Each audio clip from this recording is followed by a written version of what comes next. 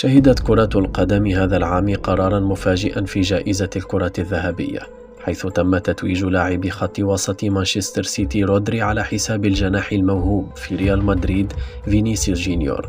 وعلى الرغم من التألق الكبير لكلا اللاعبين، إلا أن الكثير تساءلوا عن المعايير التي دفعت لمنح رودري هذه الجائزة.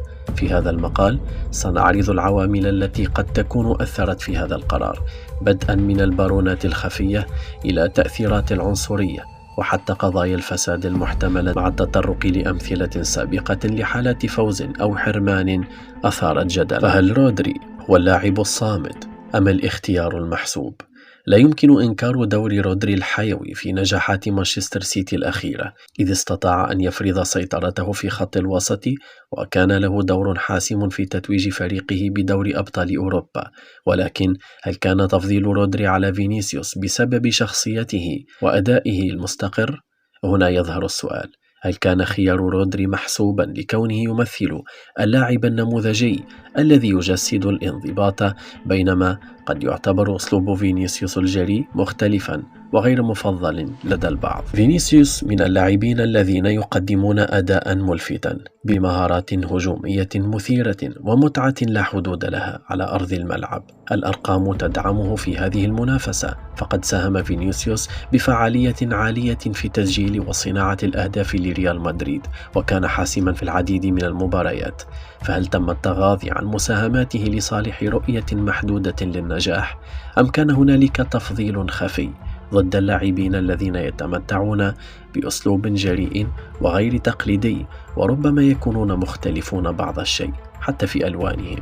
قضية العنصرية تجاه فينيسيوس جونيور ليست بالأمر الجديد، فقد تعرض سابقا لهتافات عنصرية في الملاعب الإسبانية أثارت الجدل على نطاق واسع. هل يمكن أن يكون هذا عاملا في تجاهل تميزه وتفضيل لاعب آخر؟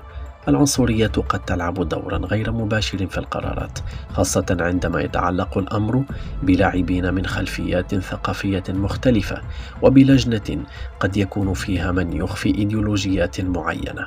من جهة أخرى، لا يمكننا أن نتجاهل البارونات الخفية وتأثير الفساد المحتمل، فلا يمكن إغفال الشكوك والاتهامات السابقة التي طالت مسؤولية في قضايا فساد. قد يكون في هذا القرار تأثير لهذه البارونات الخفية، حيث أن للسياسة الداخلية والشبكات القوية دورا كبيرا في توجيه مثل هذه الجوائز. وتاريخ الكرة الذهبية مليء بقصص تفضيل لاعبين عن آخرين لأسباب تتعدى الأداء على أرض الملعب. وجدت حالات عديدة لألقاب منحت للاعبين قد لا يكونون الأحق بها، أو منع آخرون من نيلها.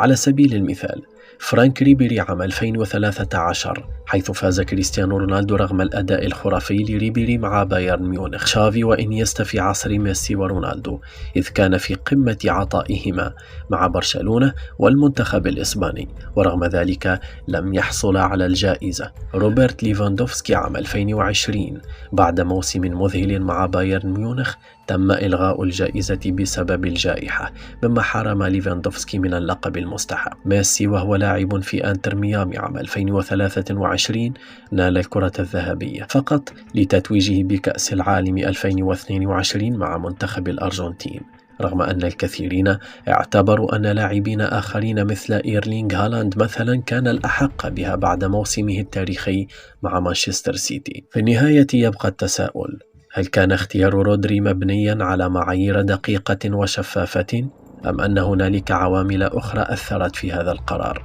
ربما تكون الجائزة مجرد جزء من لعبة أكبر تشمل العنصرية والسياسة والفساد داخل منظومة كرة القدم العالمية. ما رأيكم أنتم؟